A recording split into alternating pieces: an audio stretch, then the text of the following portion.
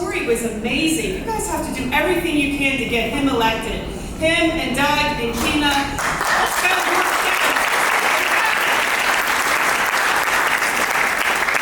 This is an exciting time to be running for office as a Democrat. Last year when the United States Supreme Court overturned Roe versus Wade in the Dobbs decision, that was monumental for us across the whole country. What that did was say that women's rights were not protected by the federal Constitution. They didn't say no longer protected. They said they were never protected by the federal Constitution. And so what that means is all of those questions about our fundamental rights are now falling to the state Supreme Court in every state to decide whether those rights are protected by the state constitution. That's why it's imperative that the Democrats win this vacant seat on our Supreme Court. And I need your help to do that. Can I count on you?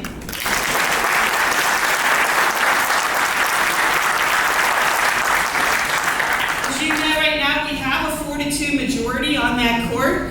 We won the 3 seats all at once in 2015. That was great. But then we lost the last 2. We lost in 2017, and we lost again last cycle in 2021. Maria McLaughlin, who was a phenomenal candidate. You remember Maria, the Energizer Bunny. But she couldn't get over the line, and so we absolutely have to win this seat. John Fetterman talked about every county, every vote. That's why I'm here. Malcolm Kenyatta tried to add to that. He said every cycle, every race. Last year, the top race on the ballot was for the governor. Next year, it'll be the President of the United States. This year, it's the Supreme Court of Pennsylvania.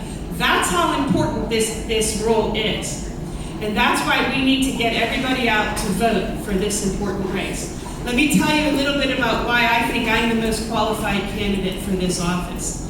I'm the only candidate who brings significant judicial experience from both the trial court and the appellate court. There are 4 people running for this office. 2 Republicans, one of whom has no appellate experience, and one of whom has very little trial experience, but some appellate experience on the Commonwealth Court. There's one other Democrat. He has 6 years at the trial court, and this is his 4th year on the appellate court. This is my 18th year as a judge. I served for 12 years on the trial court in Beaver County, and I'll talk to you a little bit about that in a minute. And now I'm in my 6th year of serving on the appellate court and the Superior Court. With your help, I was elected as part of the slate of 8 to the Superior Court. And for the last 5 years, I have decided over 3,000 appeals, including several significant high-profile cases. One in which I overturned and declared unconstitutional a federal statute that gave immunity to the gun industry. That's a big case.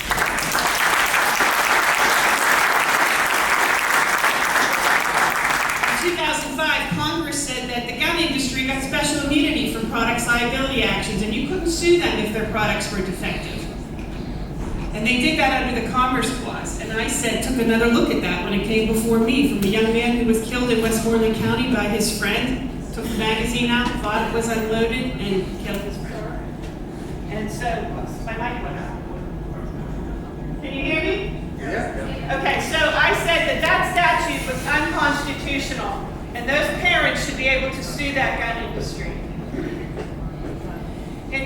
So lots of experience on the appellate court. In 2005, I was the first woman elected to the trial court in Beaver County. And I served there handling family law cases, juvenile cases, criminal jury trials, civil jury trials. I have a plethora of experience, and I'm ready to hit the ground running. As you know, our Supreme Court is charged with deciding the most significant and impactful cases in the Commonwealth. But also, the Supreme Court is in charge of administrating the entire judicial branch of government. That means all the 2 appellate courts, the 440 trial judges across the state, and the 550 magistrates across the state. In addition to adult and juvenile probation offices, domestic relations offices where they decide child support cases, and all of the rules committees, and judicial and attorney discipline. That's a whole lot of work. And when I talk to the people who are on that court, court, they said that's the most surprising thing is all the administrative responsibilities that they have. And I'm ready to do that work. So you know a little bit more about me. I come from Beaver County. I grew up outside of Pittsburgh. I went to Penn State undergrad. We are. And I went to the University of Notre Dame Law School. And then I practiced for 13 years in my county doing plaintiff's personal injury, employment work, family law cases, and I served for 8 years as the county solicitor in my county. So I also bring a lot of government experience. But we really need to make sure that the Democrats, again, hold the majority on this court. And I need your help to do that. And so I'm asking you that when you choose your next Supreme Court justice, remember this.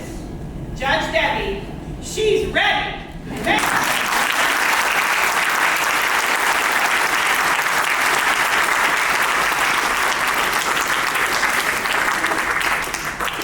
So, as I was saying, it is one of the most humbling experiences that I have ever had in my life to serve as your chair, and I thoroughly appreciate that opportunity, and I don't take it for granted, and I don't take it lightly. I appreciate everything that each and every one of you do in this room, whether it's door knocking, whether it's volunteering in our offices, whether it is writing postcards, whether it's attending club meetings. Everyone in this room has done it and has had an active role in the successes that I'm going to talk about today, and in the success for what we have coming forward here with the party. I'd like to pay special recognition to those volunteers who routinely devote hours to helping at our York headquarters and our Hanover office. If we could have those volunteers stand and be recognized for their time and dedication to ensuring we have maintained 2 physical locations for Democratic voters in York County.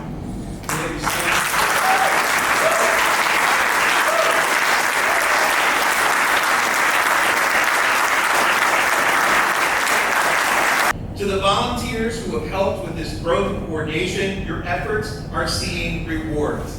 Maybe not in the form of electing our candidates yet, but definitely in shifting the numbers in our direction and making the next election closer than ever before, with wins just on the horizon.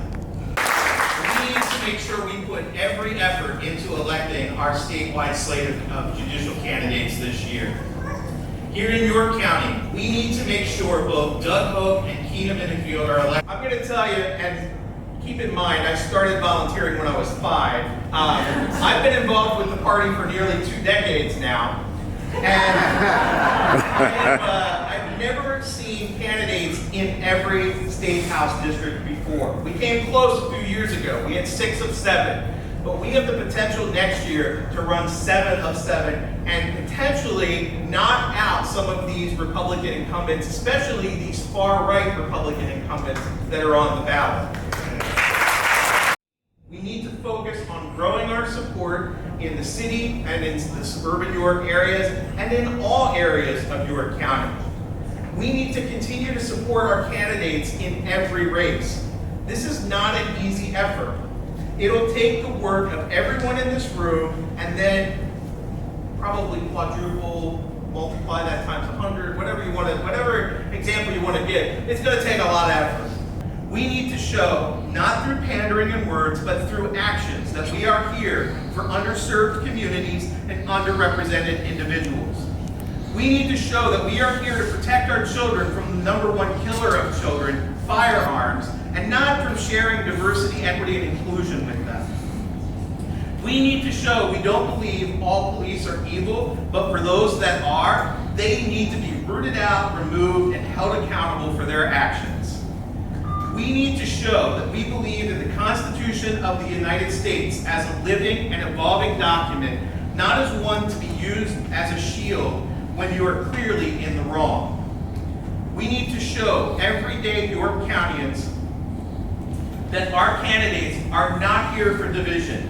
They are not here for hate, and they are not here for self-gain. They are here for the people of this county, this Commonwealth, and this country. We don't mandate who voters should vote for. We give them a choice. And it is our responsibility as volunteers to ensure that that choice is seen for what it truly is, the best chance of success for York County. Ladies and gentlemen, thank you once again for all you do. Thank you for coming out this morning. We are done.